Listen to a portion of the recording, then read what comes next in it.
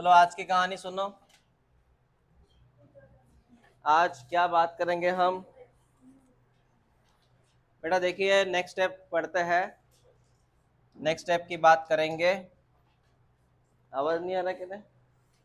ये तो एक आवाज। हाँ सुनो। सुनो एक कहानी। रंगे सर की जुबानी। हाँ, शायरी हो रही है क्या?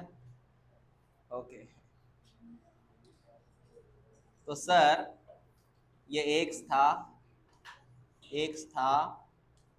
इसके ऊपर स्पर्म आके टकराया था। एग्स का यह है plasma membrane, that is called as VM. VM का मीनिंग वाइट लाइन मेम्ब्रेन। इससे आके स्पर्म टकराया था और स्पर्म यहाँ पे आके ऐसे टकराया था। ऐसे कुछ था ना पिक्चर। स्पर्म यहाँ पे टकराया था। ये स्पर्म की मेम्ब्रेन। ग्रीन कलर में कौन? स्पर्म की मेम्ब्रेन। व्हाइट कलर में कौन? ओहम की मेम्ब्रेन। और जाके बेटा स्पर्म का जो न्यूक्लियस है, स्पर्म का जो न्यूक्लियस है सीधा कहाँ पे आता है? स्पर्म का न्यूक्लियस कहाँ में आता है? क्या ड्रॉ किया मैंने? ओहम ना, इट इज कॉल्ड एज एक। एक्चुअली इसको फिलहाल के लिए बोलना सेकेंडरी oocyte। कौन है ये? हाँ, अब तक ये ओहम नहीं बन गया। ये सेकेंडरी oocyte है। तो बोल, स्पर्म का न्यूक्लियस कहाँ चला गया? सेकेंडरी oocyte में। तुझे पता है स्पर्म के पास और एक चीज थी यहाँ पे मिडल, यहाँ पे ने गर्दन में, उसके गर्दन में कौन था याद है क्या? सेंट्रियोल। गर्दन में कौन था? याद है कुछ? स्पर्म की गर्दन में कौन था? वो भी चला आता है बेचारा इधर। मतलब सेंट्रियोल भी आया, न्यूक्लियस भी आया। अब आगे वाला कंसेप्ट सुनो बेटा, क्या होता है। आगे वाला कंसेप्ट ये है बेटा कि जैसे मैंने बोला ये सेकेंडरी oocyte, इसकी मुलाकात स्पर्म से होती है। इसकी मुलाकात स्पर्म से होती है। इन दोनों से क्या होता है देख। जब ये सेकेंडरी oocyte की मुलाकात स्पर्म से होती है, स्पर्म है, उसके बाद क्या होता है? ये सेकेंडरी oocyte का जो होता है, सेकेंडरी oocyte इसका मियोसिस टू पूरा होता है। तुझे याद है सेकेंडरी oocyte अटक गया था मियोसिस टू में। वो मेटाफेज टू में अटक गया था ना। कहाँ अटक गया था? तो जैसे स्पर्म आया, उससे मिला, उसी वक्त उसका क्या कंप्लीट होगा? तब जाके इसके दो चीजें मिलती है। एक बड़ा सेल मिलता है जिसका नाम है ओहम, एक्चुअली ओहम। और दूसरा मिलता है छोटा सा secondary polar body. Secondary polar body. बेटा बात समझ में आ गई तुझे? कौन किससे मिला बता? सेकेंडरी oocyte से कौन मिला? स्पर्म मिला। ओके, स्पर्म मिला। स्पर्म के मिलने से क्या कंप्लीट हुआ? उससे लास्ट में कितनी चीजें मिली? एक बड़ी चीज का नाम क्या है? छोटी चीज का नाम क्या है? और ये सेकेंडरी पोलर बॉडी बाद में मर जाएंगी, ये बाद में मर जाएगी। हमें किससे काम है? ओहम। इसी ओहम का और एक नाम है ऊटीड। ऊटीड। ठीक है, इसके लिख लो। लिख लो नेक्स्ट टॉपिक में, मतलब नेक्स्ट स्टेप में।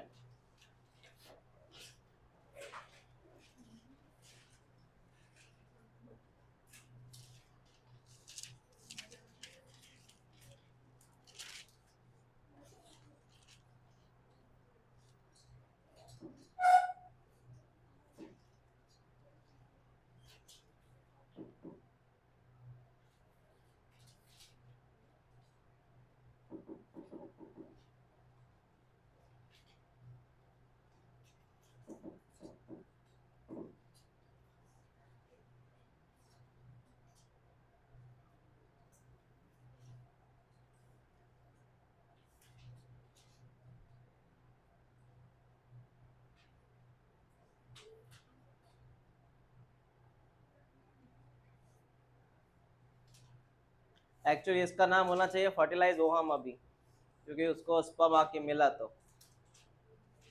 मैच्योर्ड ओहम है वो। हो गया बेटा? क्लियर है? कोई डाउट नहीं अब तक? सब कुछ क्लियर है? आगे बात करें? ओके सर, इसके बाद क्या होगा बताइए बेटा, इसके बाद क्या होता है वो चर्चा करते हैं अभी। देखो जैसे मैंने बोला, ये हब ये क्या बन चुका है रे? ये क्या बन चुका है रे? ओहम। इसके अंदर ऑलरेडी प्रेजेंट था फीमेल न्यूक्लियस। कौन प्रेजेंट था? उधर से कौन आया? बराबर ना बेटा, इसके अंदर कौन आया? Mail nucleus. पहले से कौन प्रेजेंट था? हाँ, तो ये है फीमेल न्यूक्लियस और ये है मेल न्यूक्लियस। अब क्या होगा? ये दोनों मिलेंगे सर आपस में, दोनों न्यूक्लियस आपस में मिलेंगे। दोनों न्यूक्लियस आपस में मिलेंगे। उसके पहले मैं आपको वन बाय वन स्टेप बताता हूँ, ये स्टेप होती कैसे है। सुन ले बेटा, सबसे पहले क्या हुआ सर, ये जो ओहम है इसकी मुलाकात सर स्पर्म से हुई थी। यहाँ पे सर फीमेल न्यूक्लियस है, यहाँ पे सर मेल न्यूक्लियस है। तो सबसे पहले ये दोनों मिले, दोनों मिलने का मतलब होता है बेटा प्लाज्मोगैमी। प्लाज्मोगैमी का मतलब होता है fusion of cytoplasm. Fusion of, दोनों के साइटोप्लाज्म मिले, किन दोनों के? ओहम और स्पर्म। ओहम और दोनों के साइटोप्लाज्म मिले, it's called as plasmogamy, that is called as fusion of cytoplasm.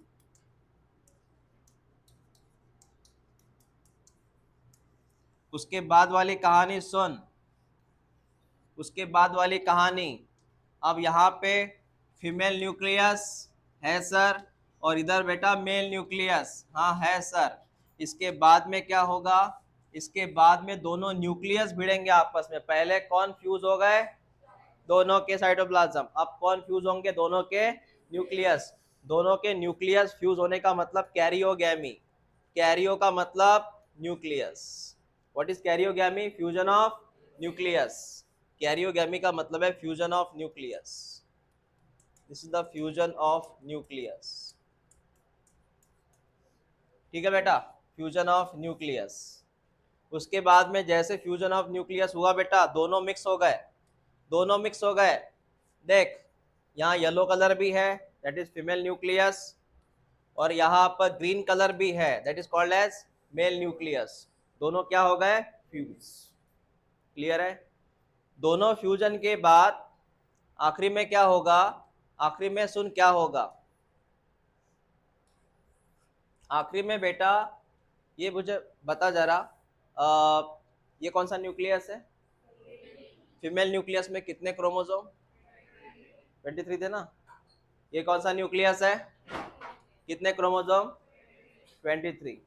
दोनों आपस में मिले 23 और फाइनली क्या होता है बेटा? फाइनली क्या होता है? दोनों को मिलने के बाद एक दूसरा कलर मैं ड्रॉ करता हूँ, एक न्यूक्लियस बनता है जिसका क्रोमोसोम नंबर 46 होता है। क्या होता है? इसका मतलब दोनों दोनों न्यूक्लियस का मिलने का मतलब दोनों क्रोमोसोम का मिलना। दो न्यूक्लियस का मिलने का मतलब क्या है? दो क्रोमोसोम का मिलना। बेटा दो न्यूक्लियस, तुझे पता है न्यूक्लियस के अंदर क्या होता है? Chromosome, that is DNA. बराबर कि नहीं? न्यूक्लियस के अंदर क्या होता है? तो दो न्यूक्लियस का मिलना मतलब दो क्रोमोसोम का मिलना। लास्ट में क्या मिलेगा तुझे? Chromosome 46 number. अब यहाँ पे क्या हुआ? यहाँ पे जो स्टेप हुई बेटा, यहाँ पे स्टेप, इस स्टेप का नाम लिख के दे रहा हूं मैं, इस स्टेप का नाम है एम्फीमिक्सिस। एम्फीमिक्सिस, इसका मतलब होता है fusion of chromosome. What is amphimixis? तीन स्टेप याद रखो। पहले कौन मिला? साइटोप्लाज्म। दूसरा कौन मिला? न्यूक्लियस। तीसरा कौन मिला? क्रोमोसोम। कितने बने? और इसी बंदे का नाम है जायगोट। क्या नाम है इसका अभी? यस, जायगोट नाम है इसका। बेटा इसका नाम लिख सकता है तो जायगोट लिख लो, जायगोट 46 नंबर वाला zygote. What is amphimixis? Fusion of chromosome.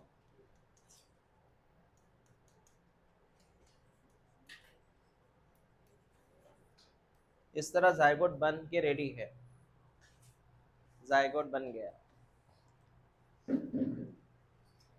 Lokhande late का आली ग ट्रॅफिक होते कुठे साईनगरला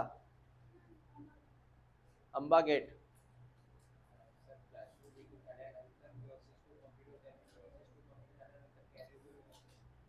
बरोबर करेक्ट.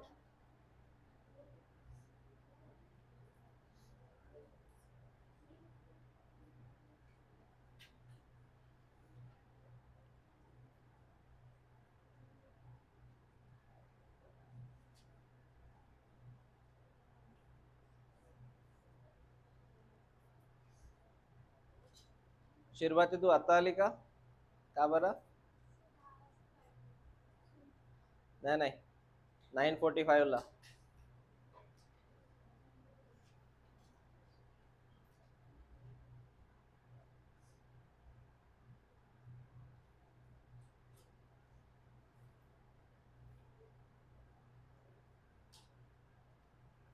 किती वाजता आली कितीच होती कितीच होती का फ्रॉम 8 o'clock 9 o'clock.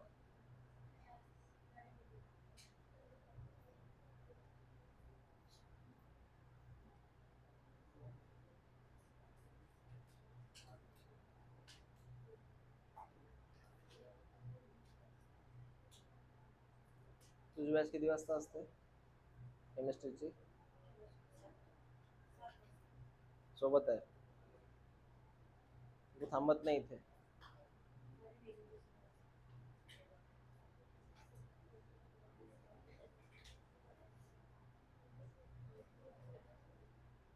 तुम्ही दोघी थांबू शकता मग.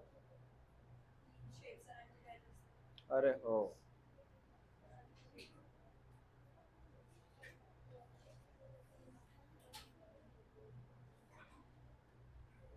पहला है प्लाज्मोगैमी, दूसरा है कैरियोगैमी, तीसरा है एम्फेमिक्सिस. हो गया बेटा लिखना. फाइनली कौन बन के रेडी है सर जायगोट.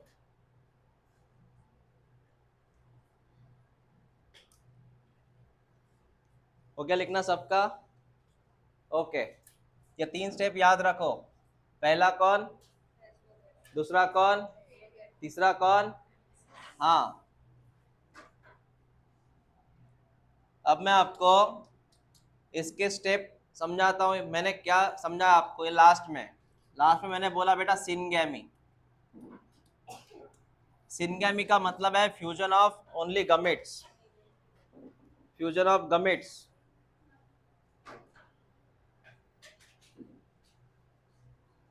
हो आज अंबा गेट मध्ये गर्दी होती का.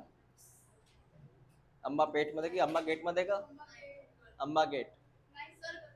तुम्ही सगळे अंबा गेट मधून आले ना. मी तिला पहिलेच विचारलं लेट का आली, ती म्हणजे अंबा गेट मध्ये गर्दी होती. ओके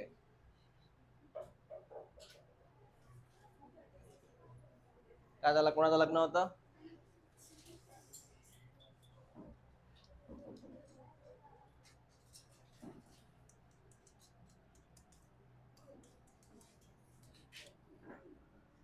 फ्यूजन ऑफ गमेट को बोलते हैं सिनगैमी.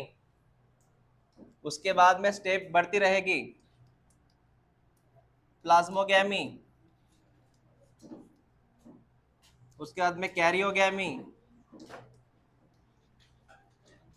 अब ये लिख मत, पहले लिखा तूने एम्फीमिक्सिस. ये स्टेप्स है उनकी.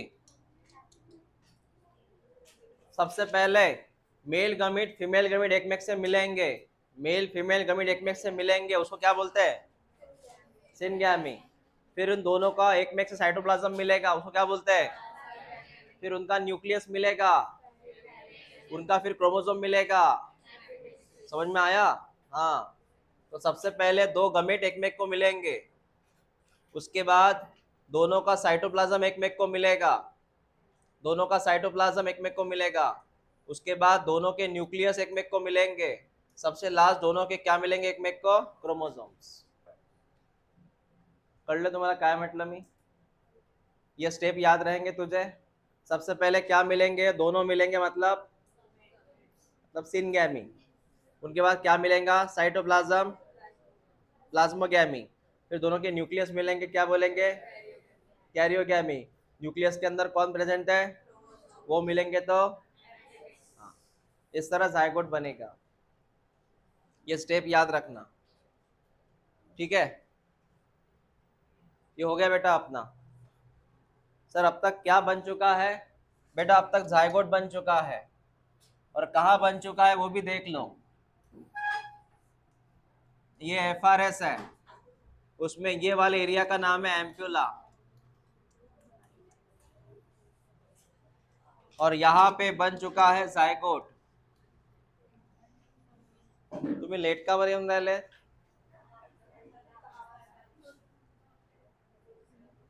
मी 10ला कधी म्हटलं, मी 9:45ला म्हटलं, 9:45ला म्हटलं होतं मी, बॅच 9:45लाच राहीत जाईल, कळलं का। हाँ, जायगोट कहाँ बना, एम्पुला में। इसके आगे वाले स्टेप देखो अभी, इसके आगे वाले स्टेप देख बेटा। जायगोट के बाद क्या होगा, जायगोट बन के रेडी, उसके बाद क्या होगा, हेडलाइन लिखो, implantation, cleavage and implantation, headline लिखो।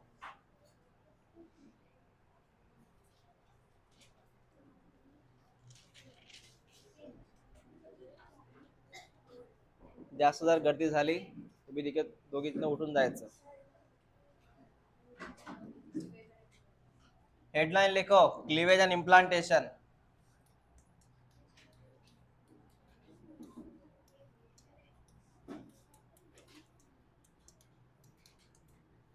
सर हेडलाइन का नाम क्या है, क्लीवेज और इम्प्लांटेशन, क्लीवेज और इम्प्लांटेशन लिख लिया। चल सुन बेटा क्या होगा अभी, what is cleavage, what is implantation, बस मेरी बात सुनते जाओ।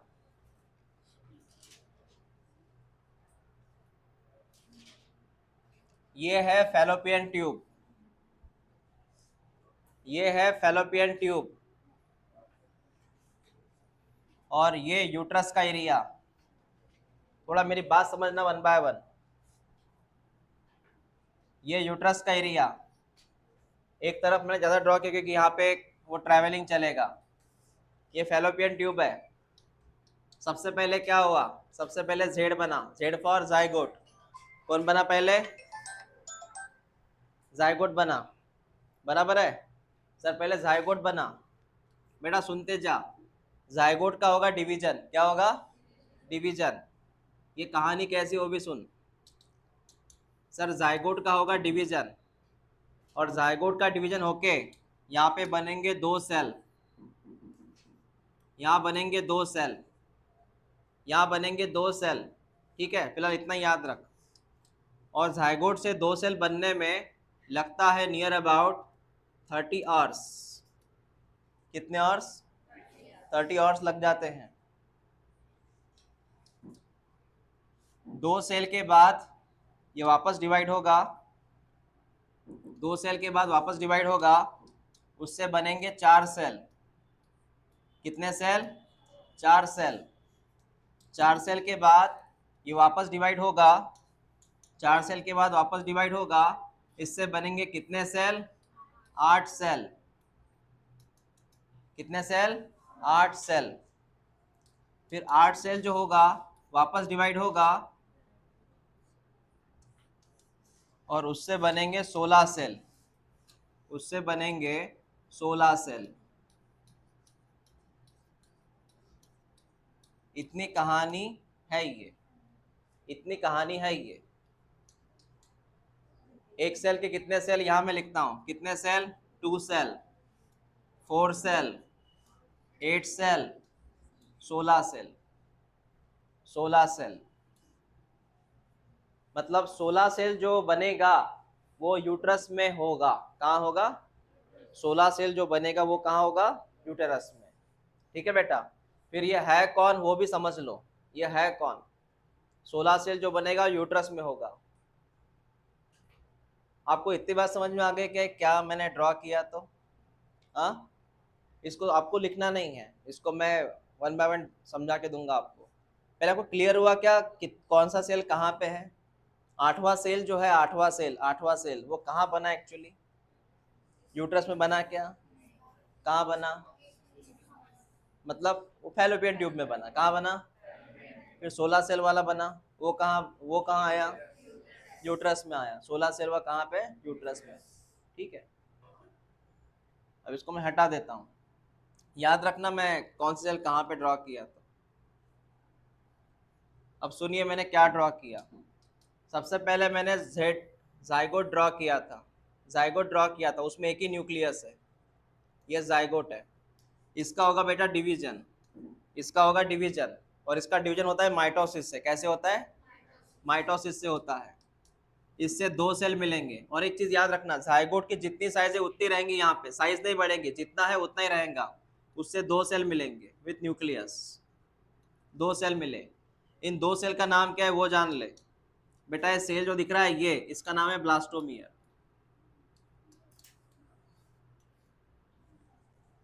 क्या नाम है इसका? हाँ, याद रखना ब्लास्टोमियर नाम है इसका। कितने ब्लास्टोमियर मिले? दो ब्लास्टोमियर मिले। जैसे एनसीईआरटी में मतलब एग्जाम में कैसे क्वेश्चन आते हैं वो देखना। जाइगोट से बेटा कितने सेल मिले? ये दो सेल बनने में लगते हैं 30 आवर्स। कितने आवर्स? 30 आवर्स। फिर दो सेल डिवाइड हो गए, दो सेल डिवाइड हो गए बेटा, दो सेल डिवाइड हो गए। कितने सेल बनेंगे? जाइगोट उतना ही रखना। और ये ब्लास्टोमियर जो अंदर के सेल है, अंदर के सेल का नाम है ब्लास्टोमियर। इसकी साइज कम कम होती जा रही है, देख सकता है तू। मैं रिपीट करता हूं, इसका साइज उतना ही रहेगा, अंदर का जो सेल है उसकी साइज कम कम होती जाएंगी। अंदर के सेल का नाम क्या है? ब्लास्टोमियर। चार बने सर, चार सेल बने सर। और चार सेल बनने में बेटा समय यहां से गिनना, यहां से वो सेल बनने में लगते हैं 40 आवर्स।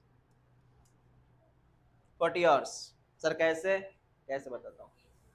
जायगोट से वो सेल बनने में कितने लगे? इधर से नहीं, देख, दो सेल से चार सेल बनने में 40 आवर्स नहीं लगे। पहले से बात कर रहा हूं मैं, यहां से वो बनने में कितने लगे? 40 आवर्स लगे। बराबर है? हाँ। उसके बाद फोर सेल बना, फोर सेल के बाद बेटा वहां पे बनेगा 8 सेल। 8 सेल बन गया सर, 8 सेल। 8 सेल बन गया है। 8 सेल।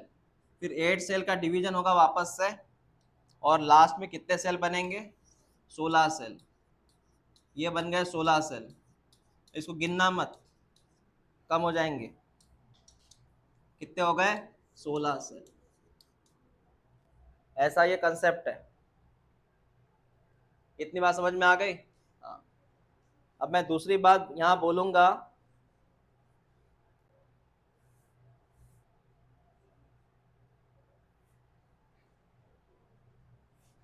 तो यहाँ मैं दिन भी लिखता हूँ। जायगोट को कितना आवर्स लगा ये बनने में? मतलब ये दूसरे दिन बनेगा, सेकंड डे। पहले दिन कौन बना? पहले दिन कौन बना? उसके 30 घंटे के बाद, मतलब दूसरे दिन लगता है ये बन गया। इसको भी लगता है सेकंड डे। ये बंदा जो आता है 8 सेल वाला, ये रहता है थर्ड डे में, मतलब तीसरे दिन 8 सेल बनेगा। और बेटा फोर्थ डे, चौथे दिन कौन बनेगा? 16 सेल बनेगा। आप ऐसे याद रख सकते हैं। समझ में आया? क्लियर हुआ मैंने क्या बोला? तो सेकंड डे कौन बना? 2 सेल। वापस सेकंड डे कौन बना? 4 सेल। तीसरे दिन कौन बना? चौथे दिन कौन बना? आप डेज याद रखो, बस लिख लो उसे।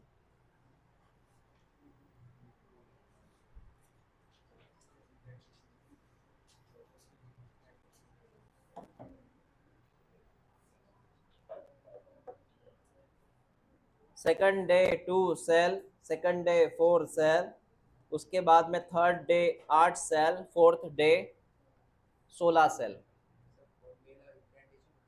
नहीं, 7वें दिवसी होते।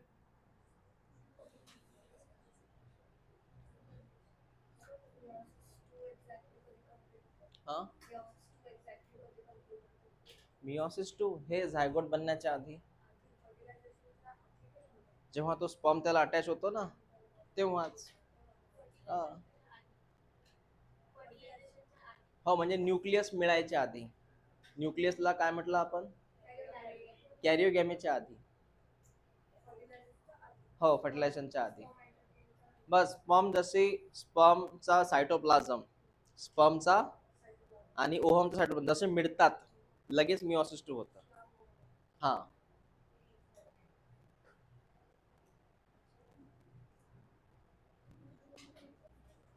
बेटा उस सेल का नाम है ब्लास्टोमियर.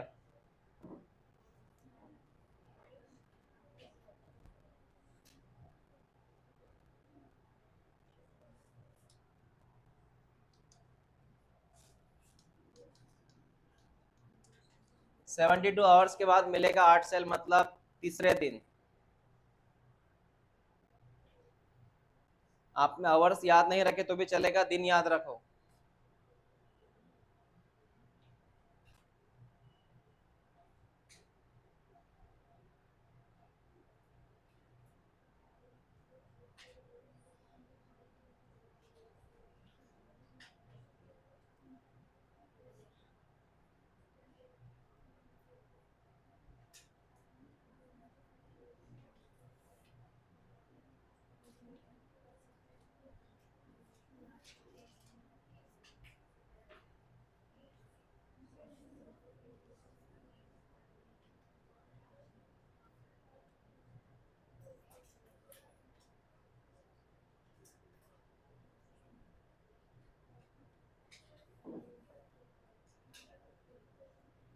झाला का लिहून? हाँ, कितने सेल बने बेटा? 16 सेल बने ना. ये सबके सब ब्लास्टोमियर है. इसके अंदर जितने भी सेल्स है 2, 4, 8, 16 सबके सब ब्लास्टोमियर है. They are all blastomeres.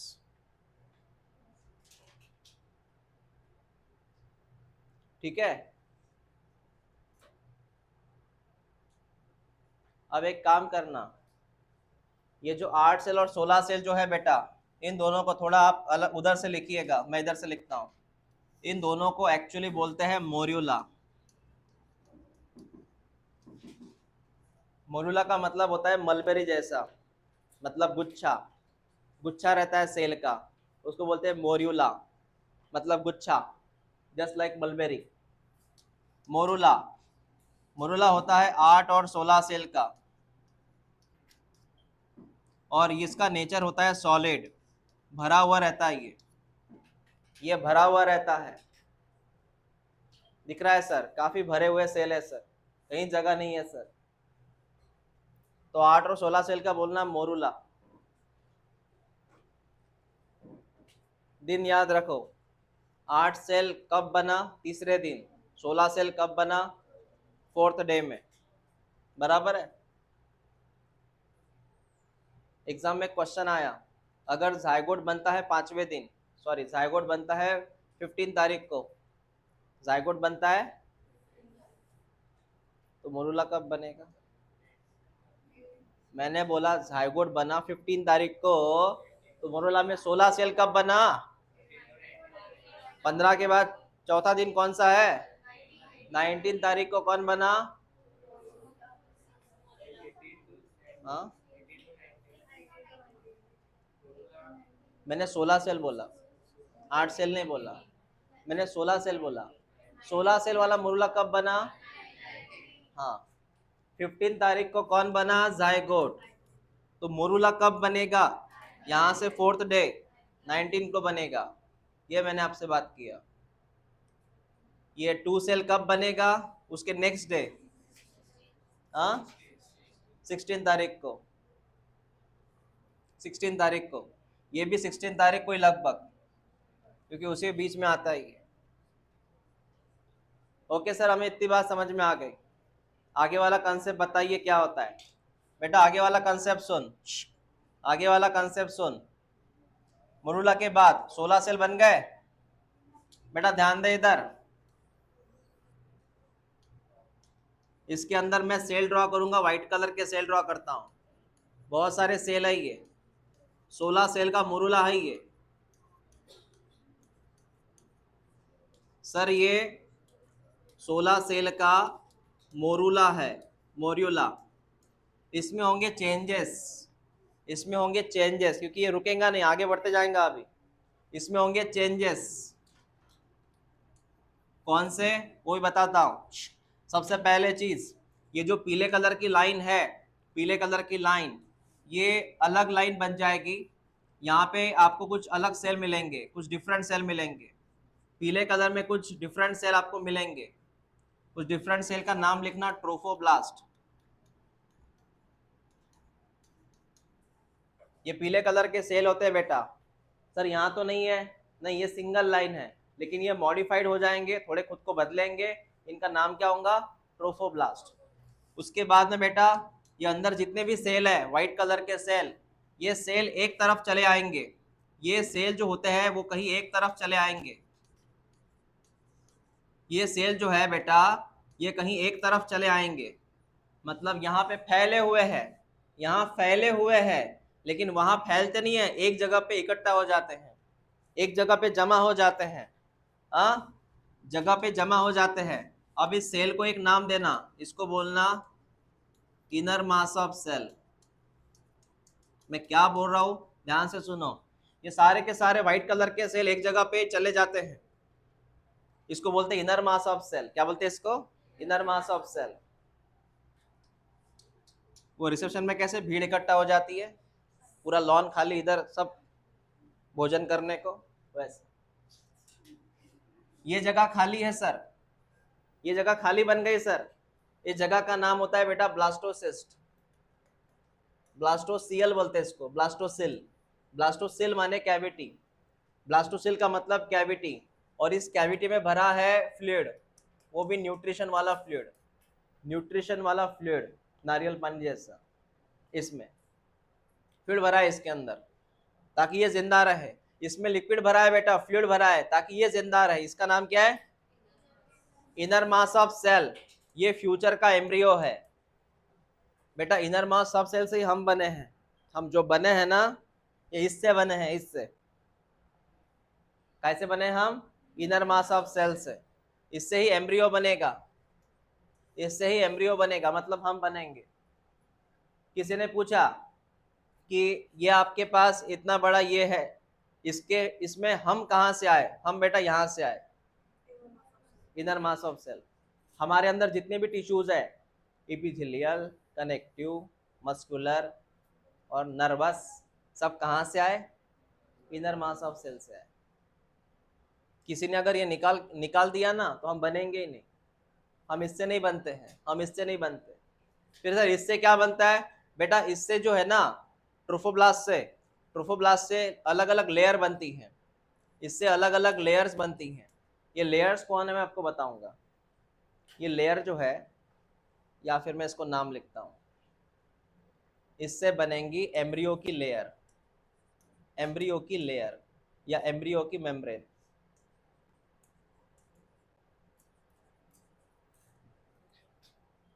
Sir embryo की मेम्ब्रेन मतलब बताऊंगा तुझे क्या रहता है, बस इतना याद रख। व्हाइट कलर का मतलब उससे क्या बनेंगे हम, बराबर है। हाँ। ये ट्रोफोब्लास्ट दिख रहा है, इससे क्या बनाएगा, एम्ब्रियो की मेम्ब्रेन, जो उसको सुरक्षा देंगे, सुरक्षा। हाँ, ये सुरक्षा के लिए बनती, लिख लो इससे।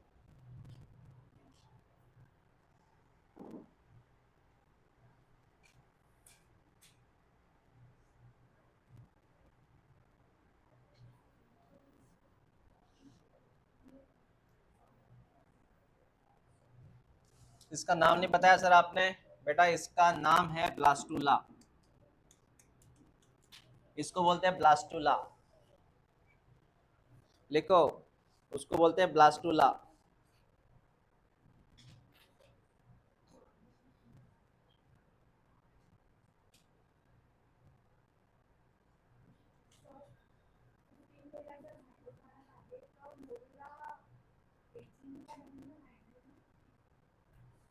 कधी बनेल, 16 तारखेला 2 सेल बनेल। पुन्हा 16 तारखेला काय बनले? 2 सेल. 17ला काय बनले?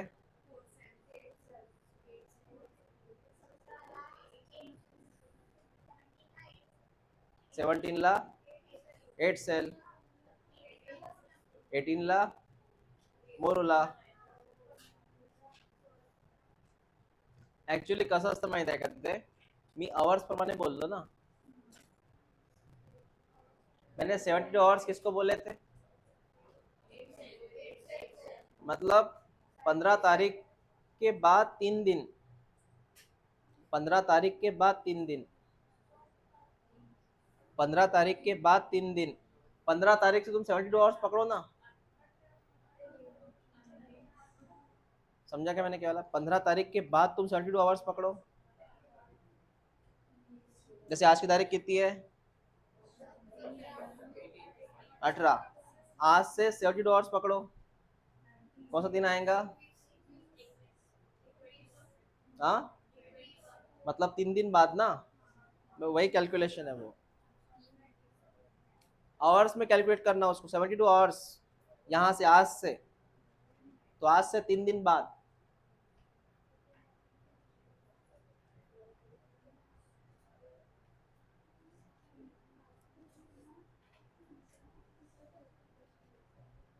अगर तुम 3 दिन की बात करें, उसमें आज का दिन काउंट मत करना, कल से काउंट करना. कल से 3 दिन, आज से काउंट मत करना. समजलं मी काय म्हटलं तुम्हाला? तारीख कितनी आज की? आज की तारीख कितनी है ये तो बताओ. 18. मैंने बोला आज से 3 दिन पकड़ो. आज से मतलब आज का दिन छोड़ दो, कल से 3 दिन काउंट करो. 19, 20, 21 हो गए 3 दिन. ऐसा. तो जायगोट अगर 15 को बनता है तो 16 से काउंटिंग करो.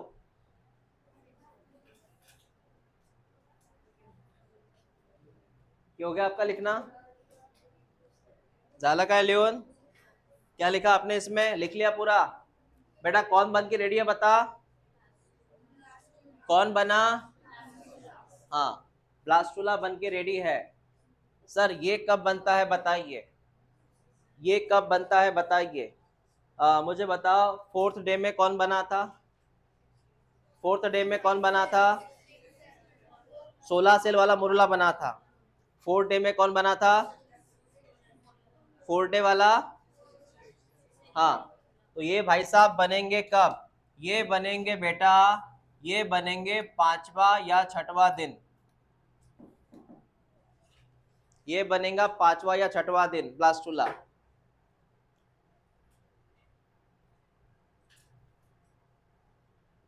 एक बार रिपीट कर. 8 सेल वाला मुरुला कब बना था? तीसरे दिन. 16 सेल वाला कब बना था? चौथे दिन. ये ब्लास्टुला कब बनेगा? 5वां या 6वां दिन. समझा तुझे? हाँ, ब्लास्टुला आईएमपी है. और ये जो ब्लास्टुला दिख रहा है तुझे, ये ब्लास्टुला जिम्मेदार है एक हार्मोन के लिए जो प्रेगनेंसी में ही बनता है, नॉन प्रेगनेंसी में नहीं बनता. उस हार्मोन का मैं नाम लिखूंगा. ये क्या बनाता है? Blastula produce one hormone SCG. ये प्रेगनेंसी हार्मोन है.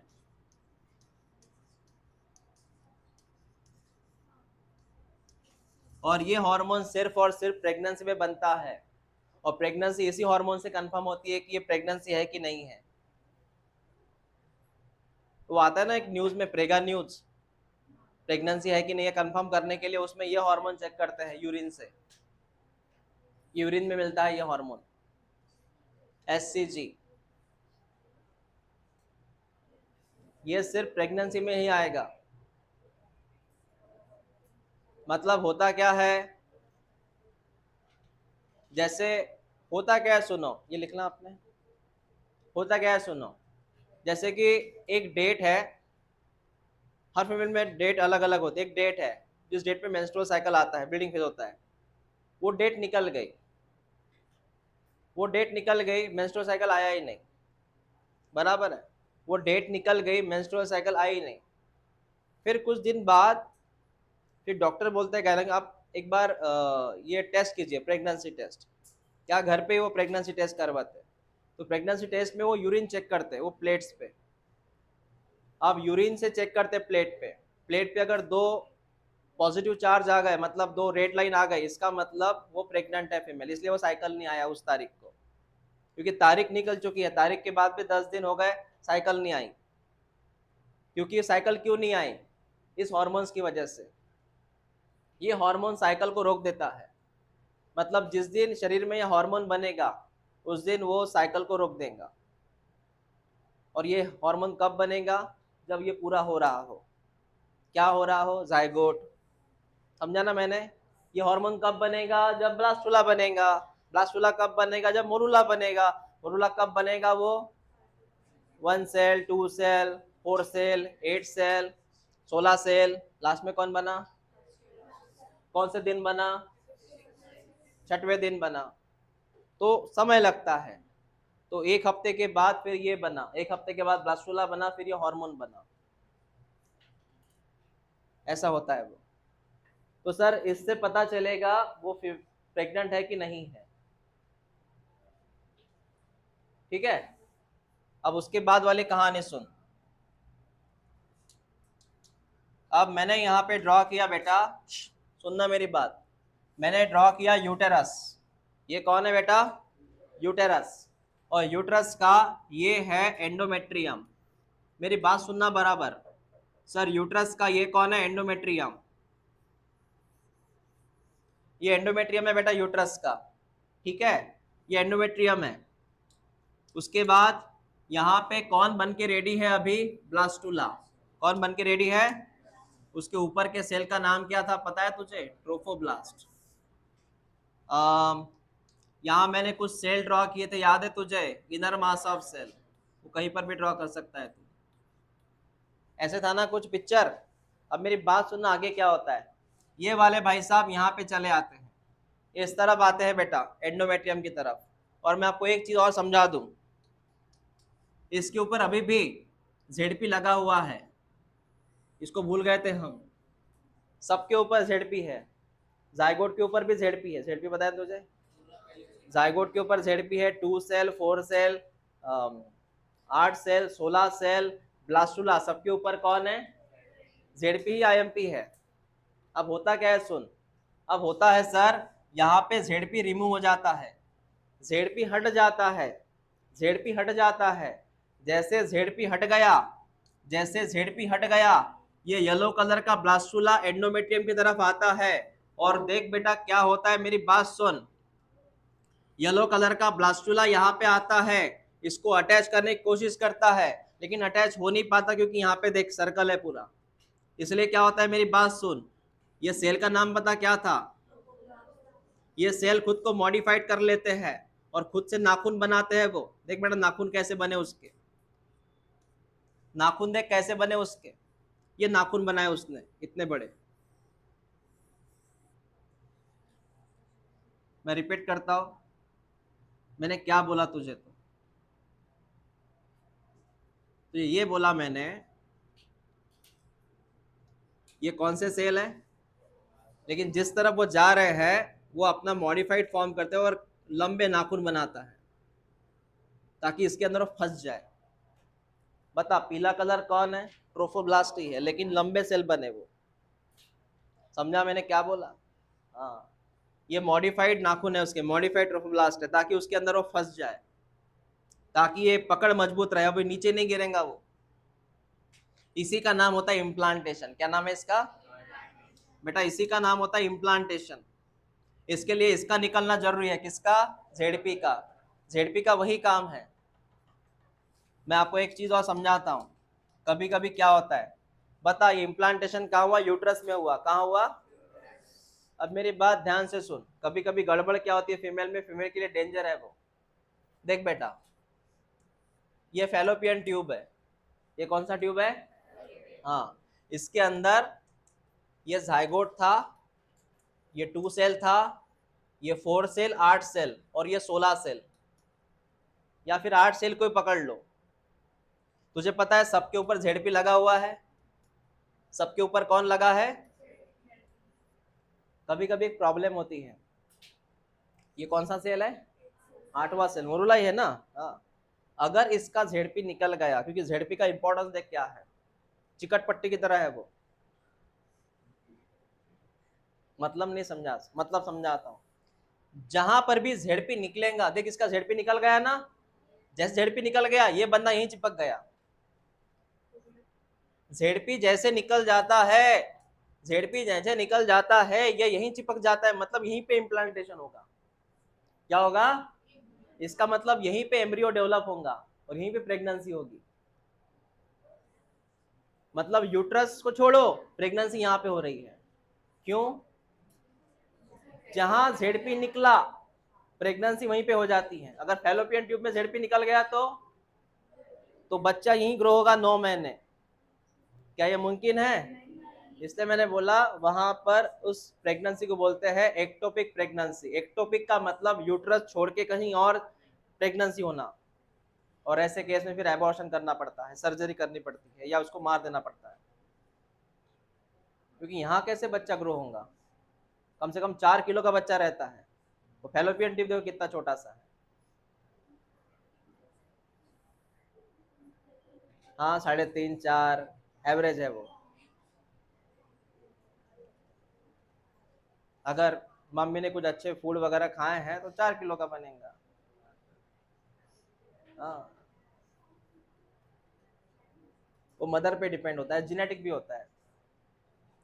तुझे समझ में आया मैंने ZP का इंपॉर्टेंस क्या है? ZP जहां निकलेगा वही चिपकेगा वो, ऐसे होता है। इसलिए प्रेगनेंसी का नाम क्या है? Ectopic pregnancy. कौन सी? और ये फीमेल के लिए जानलेवा है, हार्मफुल है। अब सर होगा क्या बेटा? इस कंसेप्ट का नाम है इम्प्लांटेशन, और ये होगा एनसीईआरटी में एक इसका लाइन है 6 से 9 दिन के भीतर या 6 से 9 दिन के बीच में, क्योंकि जो आंकड़े में बताता हूँ परफेक्टली वो नहीं होते, लेकिन इतना याद रख इम्प्लांटेशन कब हो सकता है? 6 तारीख से 9 तारीख के बीच में। क्या बोला मैंने? समझा तुझे मैंने क्या बोला? कब हो सकता है इम्प्लांटेशन? बीच में। समझ में आया मैंने क्या बोला? तो 6 तारीख से लेके 9 तारीख के बीच में। अब जरा दिन की बात करते हैं, सुन बेटा, सुनते जाना। जायगोट कौन से दिन बना? पहले दिन बना। 2 सेल 4 सेल कब बने? 2 सेल 4 सेल कब बने? सेकंड डे बने। 8 सेल कब बना? थर्ड डे बना। 16 सेल कब बने? फोर्थ डे बने। समझ रहे बात को? हम डेज गिन रहे बेटा। ब्लास्टुला को हम बोलते हैं छठवें दिन बना। ब्लास्टुला कौन से दिन बना? छठवें दिन बना। ठीक है। इम्प्लांटेशन किसका होता है? ब्लास्टुला का। किसका होता है? मुरुला का होता है क्या? नहीं। इम्प्लांटेशन का मतलब है इसके अंदर चले जाना वो टोटली। ये जब ये जाता है ना, यहाँ थोड़ा ब्लीडिंग होता है, तो प्रेगनेंसी का एक सिम्टम्स है, थोड़ा ब्लीडिंग होता है उसमें। ब्लीडिंग कैसे हुआ? अरे अगर ये इसके अंदर जा रहा है तो इसके सेल टूट रहे हैं ना यहाँ से एंडोमेट्रियम के, तो एंडोमेट्रियम के सेल टूटने का मतलब यहाँ पे फिर थोड़ा वोमिटिंग फील होता है। हाँ ओके, वोमिटिंग जैसा फील होता है, नौसिया बोलते हैं उसको। फिर ब्लीडिंग होता है, वो ब्लीडिंग मेंस्ट्रुअल साइकिल का नहीं रहता, ये इसका रहता है, प्रेगनेंसी का। ठीक है, क्योंकि ये सेल यहाँ से टूट जाता है और ये अंदर ये चला जाता है। और इसके बाद बेटा मैं आपको लिख के दे रहा हूं, इसके बाद होगा लास्टली इम्प्लांटेशन, और इम्प्लांटेशन को मैं लिखूंगा 7वां दिन। कौन सा दिन? मैंने क्या बोला? 6 और 9 के बीच में। मतलब कौन सा दिन? मतलब 1 तारीख को अगर जायगोट बना तो 7वें दिन क्या होगा? इम्प्लांटेशन। ऐसे होता है वो। और एक बार इम्प्लांटेशन हुआ फिर ये निकलना मुश्किल है यहाँ से। ऐसे होता है। मतलब किसी को अगर प्रेगनेंसी को रोकना है, किसी को प्रेगनेंसी को रोकना है तो 7वें दिन के पहले रोकना पड़ेगा इनको। ये गोली खा के ये मर सकते हैं, क्योंकि एक बार इम्प्लांटेशन हुआ फिर इसका इधर से निकलना थोड़ा मुश्किल होता है। समझा मैंने क्या बोला? इसको ड्रॉ करो, ये ब्लास्टुला है।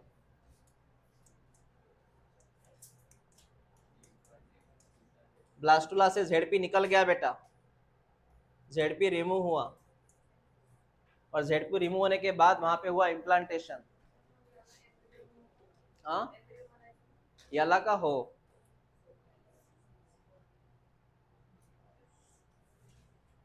त्याला एम्ब्रियो म्हणू शकता।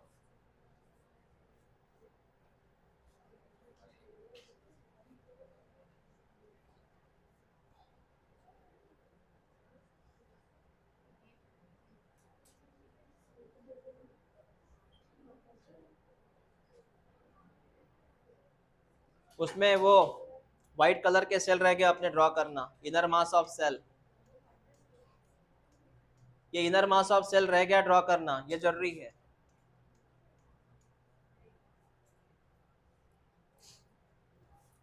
ये व्हाइट कलर में कौन है, inner mass of cell, inner mass of cell. इस कैविटी का मैंने नाम बोला था ब्लास्टोसिल।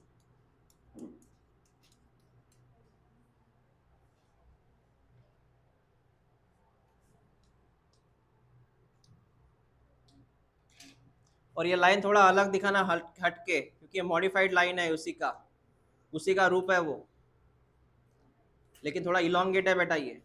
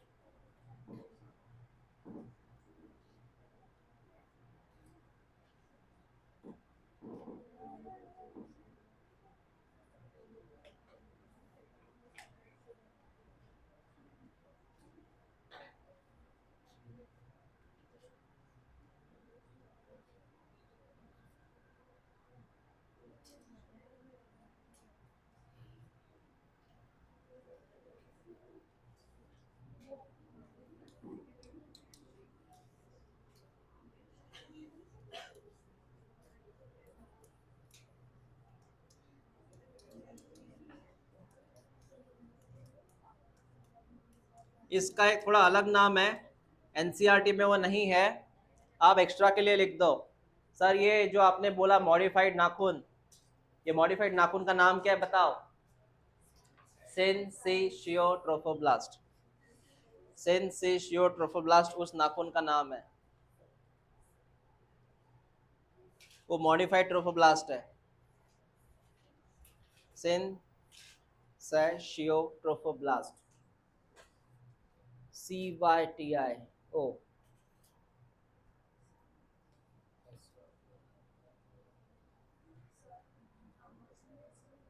हाँ,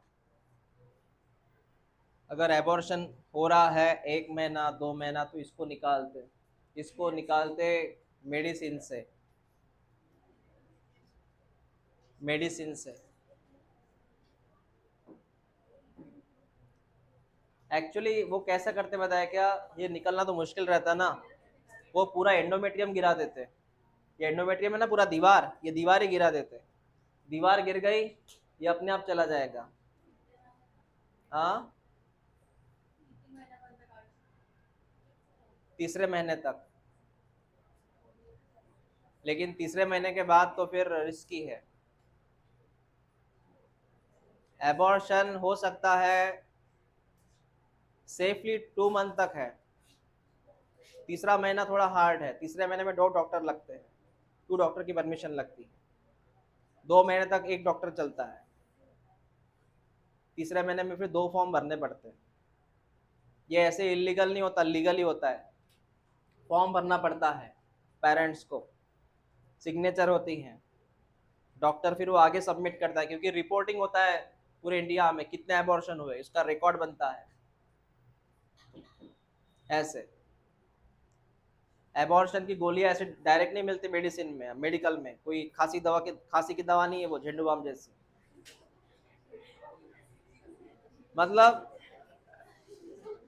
उसका रिकॉर्ड रखना पड़ता है कितनी एबॉर्शन की गोलियां गई, है ना, और वो खुद वो डॉक्टर देते हैं। तो डॉक्टर को उसको रिकॉर्ड रखना पड़ता है कि इतने मेडिसिन अभी गए हैं स्टॉक से। हो गया ये 7वें दिन हो गया सर ये। और मैंने क्या बोला था, अगर झेडपी कहीं निकल गया बाय मिस्टेक झेडपी निकल गया, वहीं पे क्या होगी, प्रेगनेंसी इम्प्लांटेशन होगा। उस प्रेगनेंसी का मैंने क्या नाम लिख के दिया था, एक्टोपिक प्रेगनेंसी। लिख ले, इसका मीनिंग लिख, what is ectopic pregnancy. Ectopic pregnancy का मीनिंग लिखो, implantation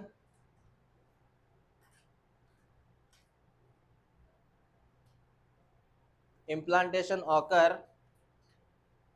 other than uterus। Implantation occur anywhere other than uterus। Uterus को छोड़ के कहीं पर भी हो जा रहा है इम्प्लांटेशन।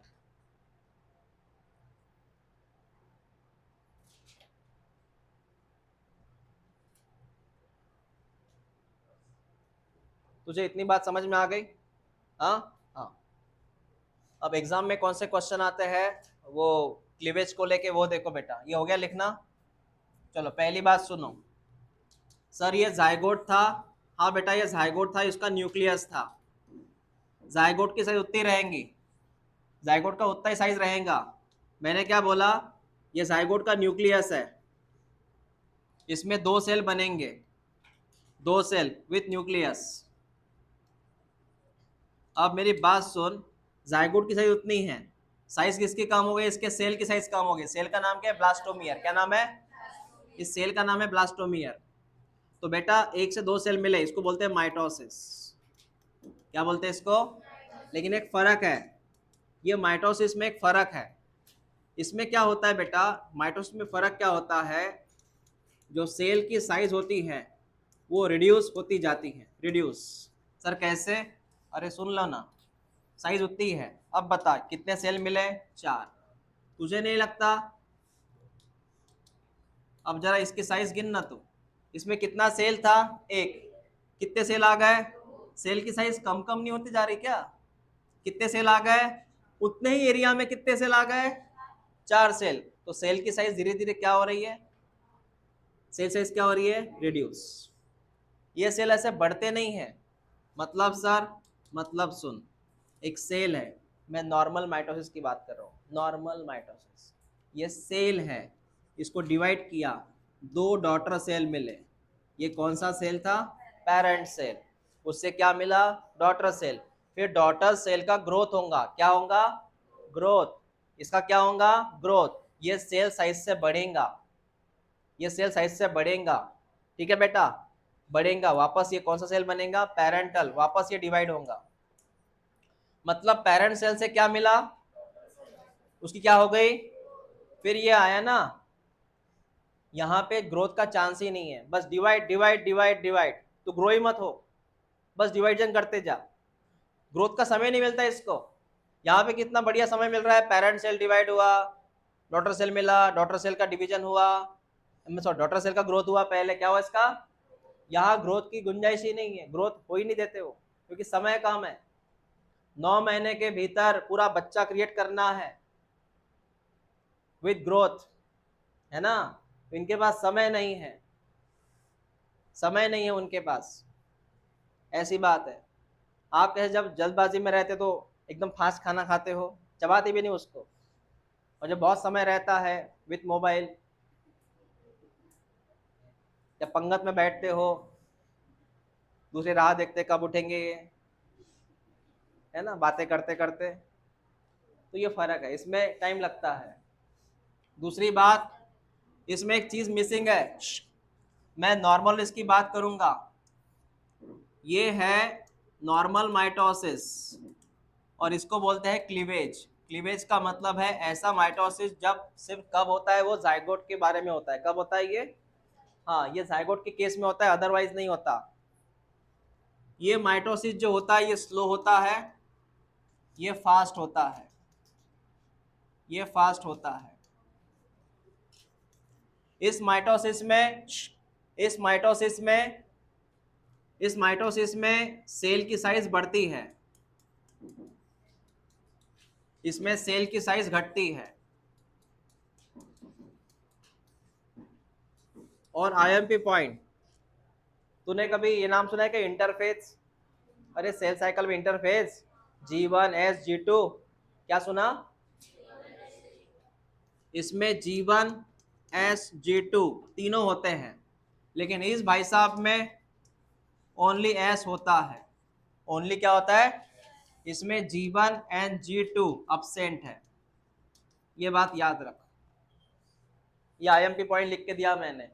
माइटोसिस जो नॉर्मल माइटोसिस है, ये नॉर्मल है अपना, जो स्किन में होते रहता है अपने, इसमें G1S G2 तीनों होते हैं। उस भाई साहब में सिर्फ यस हो रहा है, और वो G1 और G2 नहीं होता उसमें, क्योंकि टाइम नहीं है। आपको समझ में आया मैंने क्या लिख के दिया आपको? ये G1S G2 समझ में आया ना? समझ लगा?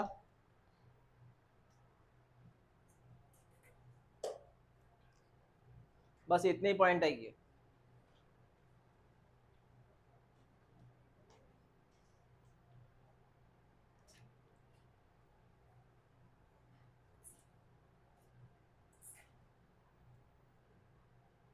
क्या चला?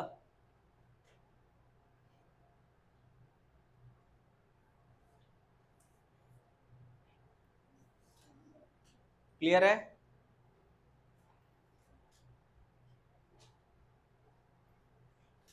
इतना हो गया बेटा?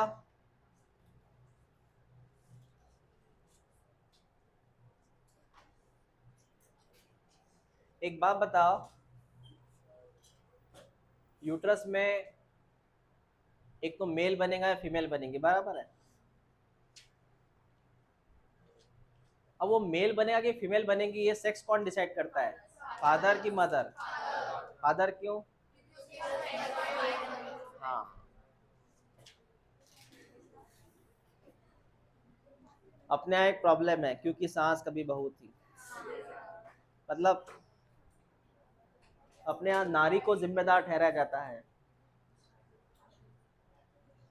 मतलब आप उसको ब्लेम करते कि आप क्या बोलते हैं उसको, हाँ, गर्ल्स को क्यों जन्म दिया, बॉयज को क्यों नहीं दिया जन्म।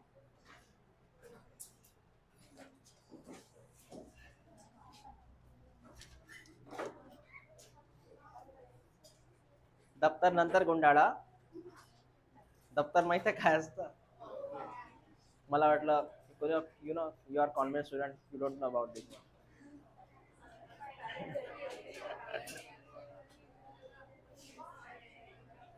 मैं जब फोर्थ में था ना, मेरे पास एक पेटी थी, पेटी एल्यूमिनियम की, एल्यूमिनियम की थी मेरे ख्याल से, काय की थी, कॉपर की थी, याद नहीं मुझे, ऐसे व्हाइट कलर की थी। हाँ हाँ हाँ। और फोर्थ तक मेरे स्कूल में ऐसे डेस्क बेंच नहीं थे। पता है क्या था? हाँ,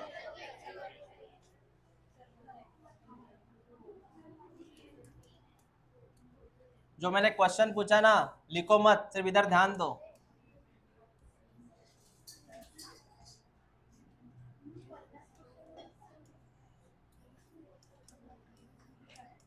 फीमेल में एक ही प्रकार का एक्स बनता है, और दोनों में एक ही क्रोमोसोम रहता है, कौन सा? X chromosome. लेकिन मेल में कितने प्रकार के स्पर्म बनते हैं? मेल में कितने प्रकार के स्पर्म बनते हैं? दो तरह के स्पर्म बनते हैं मेल में। मेल में कितने प्रकार के स्पर्म है? तो मेल हुआ हेट्रोगैमेटिक, ये वर्ड याद रखना, हेटेरोगैमेटिक, मतलब दो तरह के स्पर्म बने सर, दो तरह के गमेट बने सर। हेट्रो माने दो प्रकार गमेट। अब ये बता, क्रॉसिंग के बाद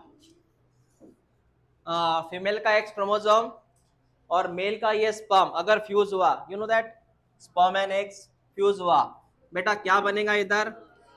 मतलब कौन बनेंगे? अरे कौन बनेंगी? डॉटर की सन। वो स्पर्म इससे फ्यूज हुआ, ये एक है ना, वो स्पर्म इससे फ्यूज हुआ, डबल एक्स बना, इधर कौन बनेगी? डॉटर। अब यहाँ पे देख, ये कौन बना? एक्स एंड वाई, मतलब ये कौन बना? सन। मतलब यहाँ पे एक ही चीज है सर, एक ही चीज है सर, कि ये सेम है, इसमें ऑप्शन है क्या? इसमें ऑप्शन है। जहाँ पे ऑप्शन है, जहाँ पे अलग अलग कंडीशन है, वो जिम्मेदार रहता है अपकमिंग बेबी के लिए। मतलब यहाँ पे सन बनेगी कि डॉटर बनेगी, ये कौन डिसाइड करेगा? फादर डिसाइड करेगा। बस इतना ही था वो। ये आपको एनसीईआरटी में एक पैराग्राफ है छोटा सा, पढ़ लेंगे इसको तुम, है ना? हाँ, ठीक है।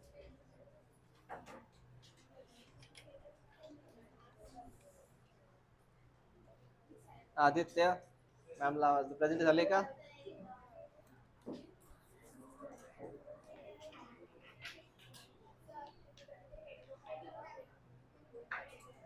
हेट्रोगैमेटिक, डिफरेंट डिफरेंट गमेट,